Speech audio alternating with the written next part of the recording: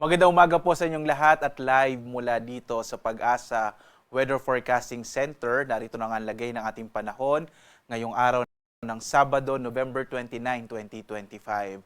At sa ating latest satellite images, makikita po natin kung saan patuloy pa rin yung epekto ng northeast monsoon o yung hanging amihan, partikular na dito sa may hilagang bahagi ng Luzon, lalo na po dito sa may Batanes at gayon sa Ilocos Region at ilang bahagi ng Cordillera. Ang hanging amihan ang magdadala ng mga mahihinang mga pag-ulan, partikular na nga dito sa may Ilocos Region, Batanes at ilang bahagi ng Cordillera. Samantala, narito pa rin yung shear line na maaaring magdala ng hanggang malalakas na mga pag-ulan. Makikita nyo lalo na dito, may mga kaulapan po sa may bahagi ng Cagayan Province. So asahan pa rin yung mga pag-ulan na kung minsan po maaaring magdulot ng mga biglaang pagbaha o mga flash floods at mga pagguho ng lupa or landslide.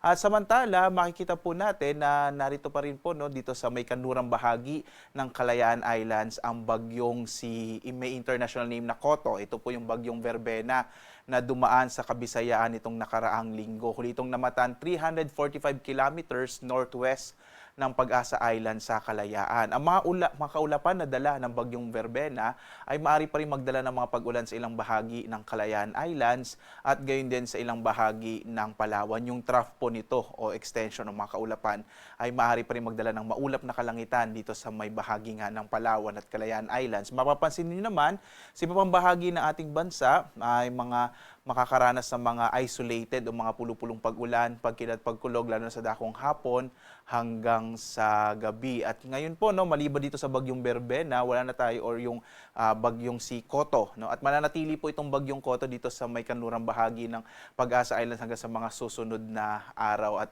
inaasahan po natin tutungo ito sa bahagi naman ng Vietnam. So wala pa tayong minomonitor na bagong low pressure area sa loob at labas ng Philippine Area of Responsibility sa kasalukuyan.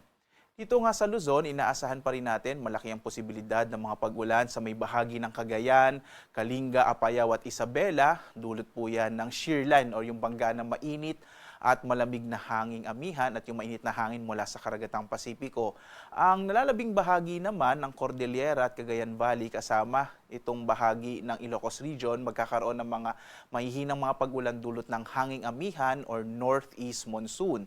Sa nalalabing bahagi ng Luzon sa Metro Manila, nalalabing bahagi ng Central Luzon, gayon din po sa may area ng Calabarzon, Mimaropa at Bicol Region, makararanas ng mga localized thunderstorms sa hapon hanggang sa gabi. So generally po or malaking bahagi ng Luzon ay makararanas ng mas maliwalas sa panahon ngayong umaga hanggang sa tanghali. Agwat nga ng temperatura sa Lawag, 25 to 30 degrees Celsius. Sa Tuguegarao naman, 23 to 28 degrees Celsius. Sa Baguio, 17 to 23 degrees Celsius. Sa Kamaynilaan, nasa 24 to 31 degrees Celsius. Sa Tagaytay, nasa 22 to 29 degrees Celsius. Habang sa Legazpi, 26 to 32 degrees Celsius. Ito naman po sa may bahagi nga ng Palawan ay inaasahan natin ang malaking posibilidad ng mga pag-ulan pa rin. Dulot po ito ng trough o mga kaulapan na dala ni tropical storm, ni severe tropical storm Koto na tinawag nating Verbena sa Pilipinas. Agwat ng temperatura sa Calayan Islands 25 to 30 degrees Celsius habang sa Puerto Princesa nasa 25 to 30 degrees Celsius. Ang malaking bahagi naman ng Kabisayaan ay makararanas ng bahagyang maulap hanggang sa maulap na kalangitan na may mga pulupulong pag-ulan, pagkilat, pagkulog bandang hapon hanggang sa gabi. Agwat ang temperatura sa Iloilo 25 to 30 degrees Celsius. Sa Cebu naman 26 to 31 degrees Celsius habang sa Tacloban nasa 26 to 32 degrees Celsius. Malaking bahagi rin po ng Mindanao ay makararanas ng mga isolated o mga pulupulong pag-ulan, pagkilat, pagkulog habang posible po sa umaga hanggang tanghali, medyo mainit na panahon yung mararanasan. Agwat ang temperatura sa Zamboanga, nasa 25 to 33 degrees Celsius, sa Cagayan de Oro, 25 to 31 degrees Celsius, habang sa Davao, nasa 24 to 33 degrees Celsius. Sa lagay naman ng ating karagatan, wala na po tayong nakataas na gale warning ngayon. Bagamat dito sa may bahagi ng Palawan at sa may Northern Luzon, inaasahan natin na katamtaman hanggang sa maalon ang magiging kondisyon o lagay ng ating karagatan. Sa iba pang bahagi ng ating bansa, banayad hanggang sa katamtaman ang magiging pag-alon, lalo sa ating mga baybay dagat. Mag-ingat pa rin po, lalong-lalo na yung mga maliliit na sasakyang pandagat na kung minsan po kapag may mga thunderstorms, mga pagkilat, pagkulog, ay maaari biglang lumakas yung alon. So mag-ingat pa rin po tayo. Narito naman ating inaasahang magiging lagay ng panahon sa mga susunod na araw hanggang Miyerkules po ito, no. So inaasahan po natin bukas po November 30 po 'yan, no.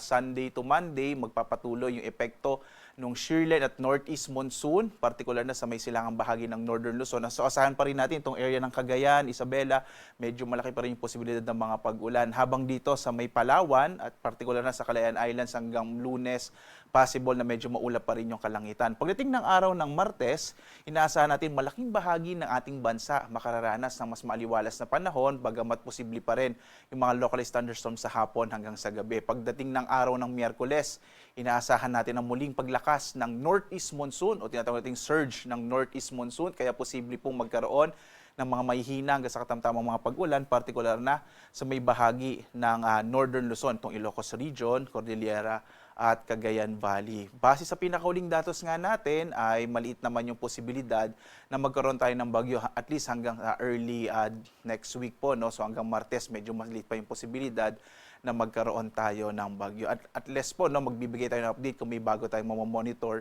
na low pressure area.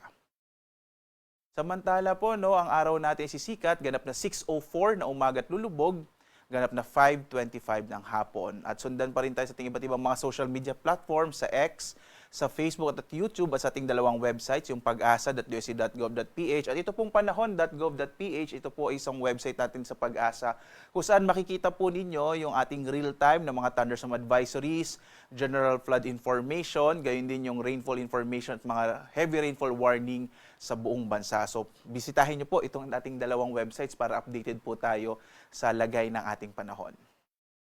At live na nagbibigay update mula dito sa Pag-asa Weather Forecasting Center. Ako naman si Obet Badrina. Maghanda po tayo lagi para sa ligtas na Pilipinas. Maraming salamat po. A blessed weekend sa inyong lahat.